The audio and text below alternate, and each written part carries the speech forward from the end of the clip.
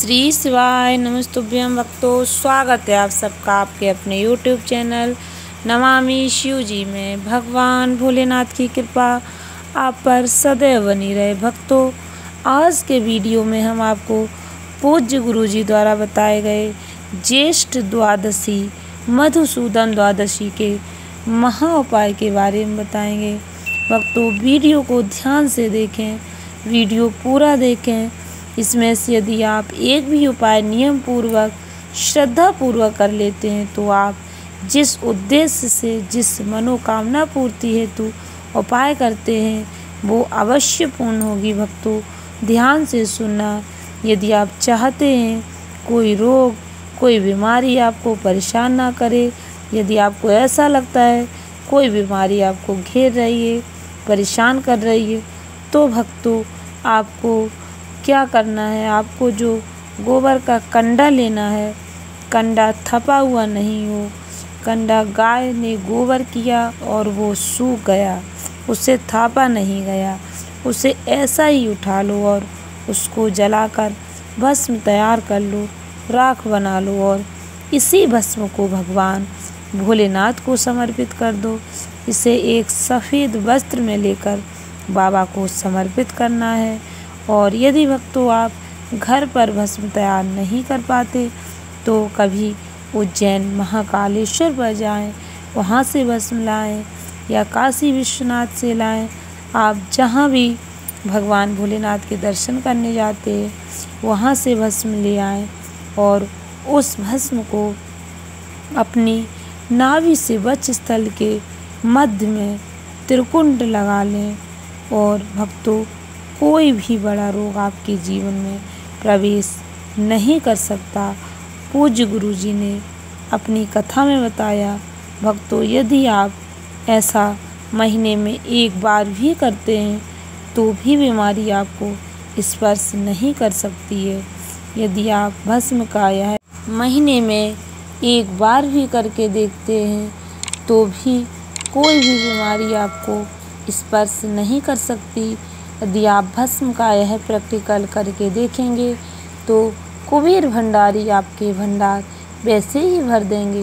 भक्तों, दूसरा उपाय, यदि आप किसी कार्य के लिए जा रहे और वो कार्य अटक रहा है, नहीं हो रहा है, आपने बहुत प्रयास कर लिया और आपको ऐसा लगता है कि यह कार्य अवश्य होना चाहिए। भक्तों, अब आपको करना क्या है, एक कटोरी में गंगा जल लेना है और उस जल में एक सिक्का कितने भी रुपए का हो सकता है, 1 रुपये 2 रुपये 5 रुपये जितने का भी हो आपके पास, आपको कुंदकेश्वर महादेव का नाम लेकर जहां आप पानी पीने का रखते हैं, मटका रखते हैं, उस स्थान पर उस कटोरी को रख दीजिए और सिक्के को हथेली में लेकर कुंदकेश्वर महादेव का नाम लेकर उस सिक्के को उस कटोरी में डाल दीजिए और उस जल को आँखों में लगाकर निकल जाइए। आप जिस काम के लिए जा रहे, जो बहुत दिनों से नहीं हो रहा है, उस काम में आप सफल होकर ही लौटेंगे। भक्तों, गंगा जल में आप जो सिक्का डाल रहे हैं, आप ये समझकर डालिए कि आप कुंदकेश्वर महादेव को गंगा में स्नान करवा रहे हैं। भक्तों, गंगा के जल में बहुत बल होता है। जब आपका काम सफल हो जाए तो उस सिक्के को ले जाकर मंदिर की दान पेटी में डाल दीजिए और उस जल को भगवान भोलेनाथ पर कुंदकेश्वर महादेव का नाम लेकर समर्पित कर दीजिए। बाबा से विनती करें और बोलें, बाबा आपका बहुत बहुत साधुवाद, बहुत बहुत धन्यवाद, आपने मेरी प्रार्थना सुन ली और मेरा काम हो गया। सब आपकी ही कृपा है। भोलेनाथ, आप अपनी कृपा हम पर सदैव बनाए रखें।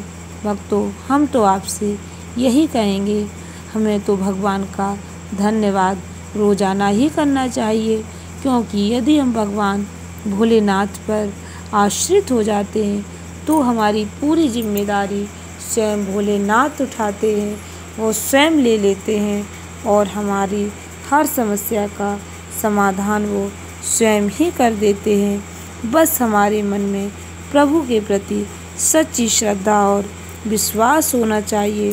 भक्तों, आंकड़े का पुष्प भगवान भोलेनाथ को सबसे अधिक प्रिय है और दूसरे नंबर का पुष्प शमी का पुष्प है। भक्तों, तीसरे नंबर पर शिव जी को प्रिय पुष्प सरसों का पीला पुष्प है।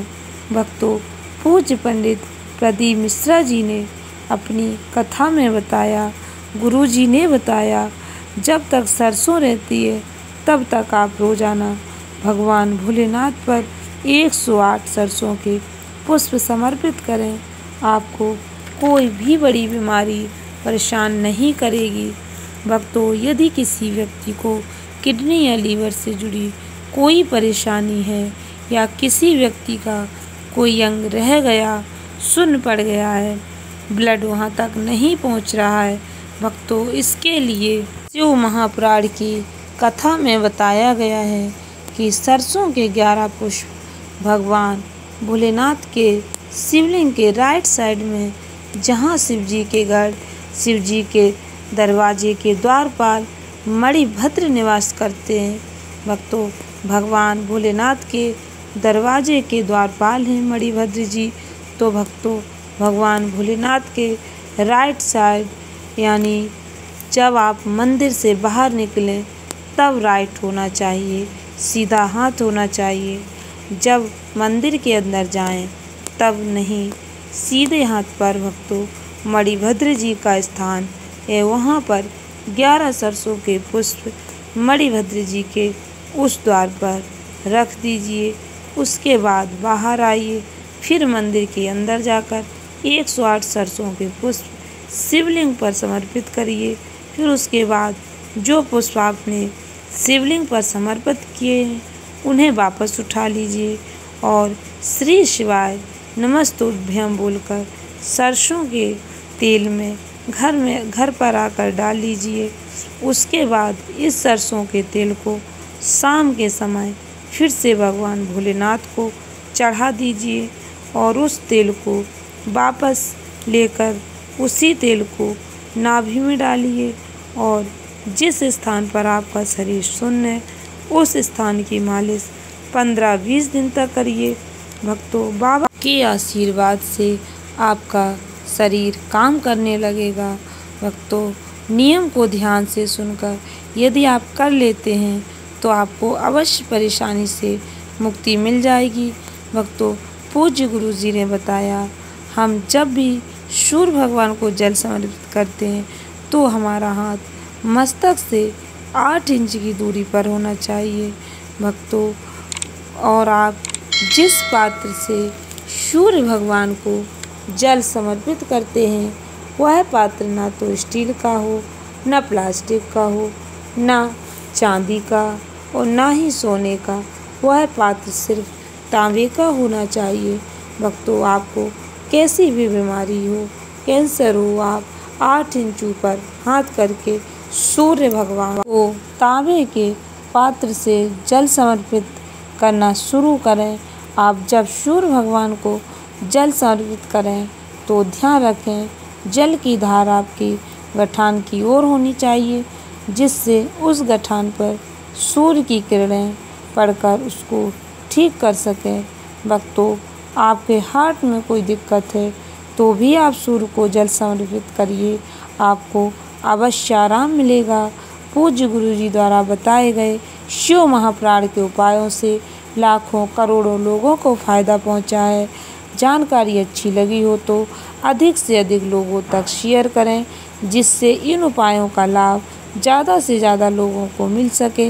यदि आप सच्चे सेवक हैं तो कमेंट्स बॉक्स में श्री शिवाय नमस्तुभ्यं अवश्य लिखें।